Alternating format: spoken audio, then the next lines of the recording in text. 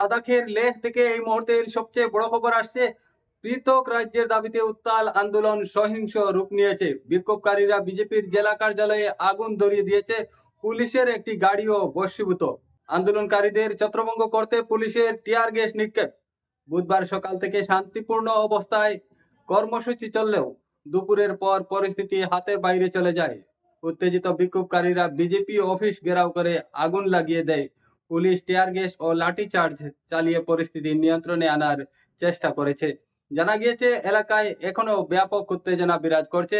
এই আন্দোলনের অন্যতম মুখ সোনম ওয়াংচুক 15 দিনের অনশন শেষ করে শান্তিপূর্ণ আন্দোলনের আহ্বান জানিয়েছেন। তবে আন্দোলনকারীদের দাবি অবিলম্বে পৃথক রাজ্যের মর্যাদা ও ষষ্ঠ তফসিলে অন্তর্ভুক্তি করতে হবে। এ নিয়ে বিগত দিনে সোনম ওয়াংচুক বেশ কয়েকবার বিভিন্নভাবে শান্তিপূর্ণ আন্দোলন করেছেন। এর মধ্যে অন্যতম পায়ে হেঁটে দিল্লি যাত্রা। এবছরও তিনি বিগত 1 সেপ্টেম্বর থেকে 15 দিনের অনশনে বসেন। অনশন ধর্মঘট থেকে ভারতের কেন্দ্রীয় সরকারের কাছে বিভিন্নভাবে দাবি জানিয়েছেন তিনি। नमस्कार दोस्तों, आज मेरे अनशन का 14वां दिन है। कल तक मैं काफी ऊर्जा महसूस कर रहा था, मगर आज ऊर्जा कम होती महसूस हो रही है। आज मैं आपको एक कहानी सुनाऊंगा जो कि अरुणाचल प्रदेश में हुआ, जहां एक युवक हिग्यू ओबिन ने लद्दाख की आवाज प्रधानमंत्री जी के एक रैली में उठाया। मैं उन्हें पूरे लद्दाख वासियों की तरफ से सलाम और धन्यवाद करूंगा। हम में से कुछ लोग ये कह सकते हैं कि क्या उनका तरीका सही था, मगर फिर मैं सोचता हूँ उन्होंने कोई हिंसा तो नहीं की, सिर्फ आवाज उठाई, नारा लगाया। और अगर हम दूसरी तरफ याद करें अपने संसद की,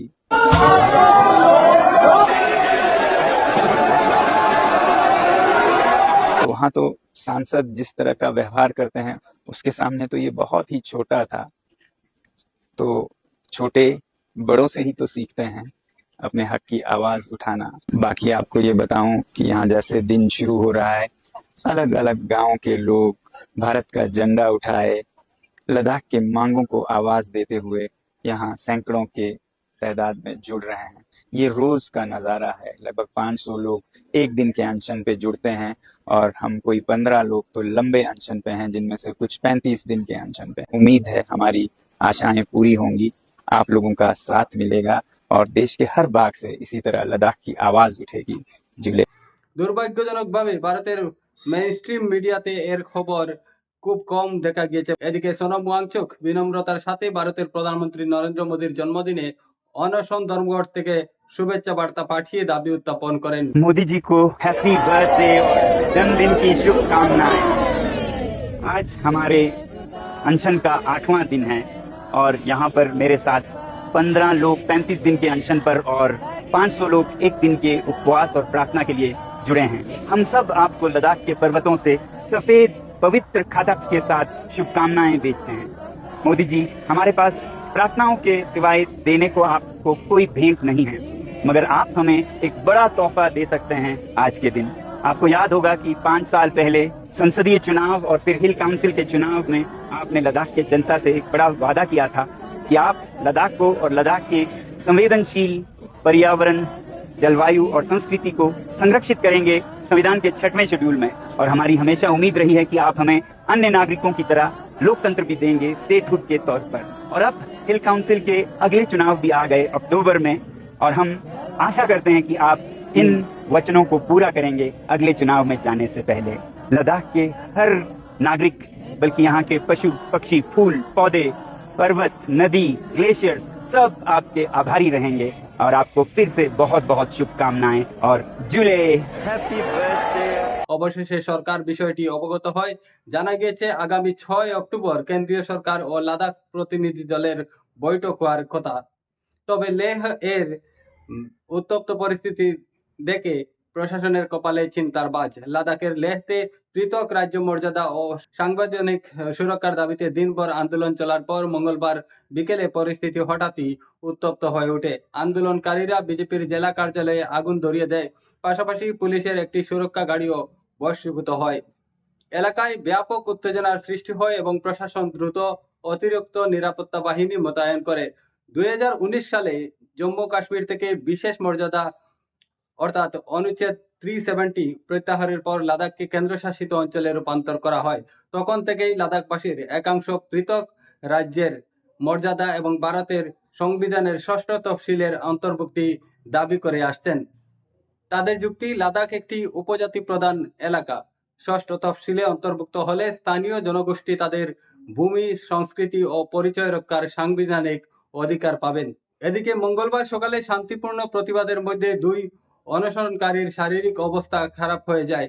সেই ঘটনাকে কেন্দ্র করে উত্তেজনা চরমে পৌঁছায়। বুধবার দুপুরের দিকে বিক্ষোভকারীরা বিজেপি কার্যালয়ে হামলা চালায় এবং তাতে আগুন লাগায়। প্রত্যক্ষদর্শীরা জানান, মুহূর্তের মধ্যেই আগুন ছড়িয়ে পড়ে। একই সঙ্গে একটি পুলিশের গাড়িও পুড়িয়ে দেওয়া হয়। পুলিশ প্রথমে লাঠিচার্জ ও টিয়ার গ্যাস ছুড়ে পরিস্থিতি নিয়ন্ত্রণে আনার চেষ্টা করে। পরে অতিরিক্ত বাহিনী মোতায়েন করা হয়। প্রখ্যাত পরিবেশবিদ ও সমাজকর্মী সোনম ওয়াংচুক এ আন্দোলনের অন্যতম মুখ। ওয়াংচুক বলেন, আমি চাই আন্দোলন শান্তিপূর্ণ পথে চলুক। লাদাখবাসীর দাবি সঠিক, কিন্তু হিংসার মাধ্যমে সেই দাবি প্রতিষ্ঠা করা উচিত নয়। আগামী 6 অক্টোবর কেন্দ্রীয় সরকার ও লাদাখের প্রতিনিধি দলের মধ্যে বৈঠক হওয়ার কথা। আন্দোলনকারীরা চাইছেন আলোচনার তারিখ এগিয়ে আনা হোক এবং অবিলম্বে পৃথক রাজ্যের স্বীকৃতি দেওয়া হোক। বিজেপি অভিযোগ করছে, কংগ্রেস ও অন্যান্য বিরোধী শক্তি ইন্ধন যোগাচ্ছে। তবে আন্দোলনকারীদের দাবি, এটি সম্পূর্ণ লাদাখবাসীর স্বতঃস্ফূর্ত উদ্যোগ। লাদাখবাসীর দীর্ঘদিনের দাবি, রাষ্ট্রমর্যাদা ও সাংবিধানিক সুরক্ষা এবার সহিংস রূপ নিয়েছে। লেহের রাস্তায় দাউ দাউ আগুন শুধু বিজেপি কার্যালয় নয়, কেন্দ্রের কাছেও স্পর্শ বার্তা পৌঁছে দিয়েছে লাদাখবাসী। আগামী আলোচনায় যদি সঠিক সমাধান না মেলে তবে পরিস্থিতি আরও জটিল হওয়ার সম্ভাবনা রয়েছে। दोस्तों, आज हमारे अनशन के 15वें दिन ये बताते हुए बहुत दुख हो रहा है कि आज लेह शहर में कुछ बड़े पैमाने पर हिंसा और तोड़फोड़ होने लगी। कई कार्यालयों को तोड़ा गया, आग लगा दी गई और गाड़ियों को पुलिस के आग लगा दी गई। इससे पहले मैं आपको ये बताऊं कि कल यहाँ पर जो 35 दिन के अनशन पे बैठे थे, उनमें से 2 लोग अस्पताल में उन्हें ले जाना पड़ा बहुत गंभीर स्थिति में। इससे लोगों में बहुत रोष जागा और आज पूरे लेह में बंद की घोषणा की गई और फिर युवा पीढ़ी हज़ारों की संख्या में बाहर आ गए। कुछ लोग सोचते हैं कि ये हमारे समर्थक थे। मैं कहूँगा हमारे समर्थक से ज़्यादा, हालांकि समर्थक पूरा लद्दाख है इस मुद्दे पर लद्दाख के, मगर ये युवा पीढ़ी का बड़ास था, एक तरह का जेनजी रेवोल्यूशन जो कि उनको सड़कों पे लाया। 5 सालों से वो बेरोजगार हैं, एक के बाद एक बहाने करके उन्हें नौकरियों से बाहर रखा जा रहा है और फिर लद्दाख को संरक्षण नहीं दे रहे हैं। मैं हमेशा बोलता आया हूँ कि ये नुस्खा है समाज में अनरेस्ट का, सोशल अनरेस्ट का, कि आप बिना कामकाज के युवा को रखें और उनके जो लोकतांत्रिक अधिकार हैं उनको भी छीन लें ना। आज यहाँ पर कोई लोकतंत्र का मंच नहीं है और 6वां शेड्यूल जिसकी घोषणा की थी, वचन दिया था, वो भी नहीं माना गया। फिलहाल मैं इनमें नहीं जाना चाहूँगा।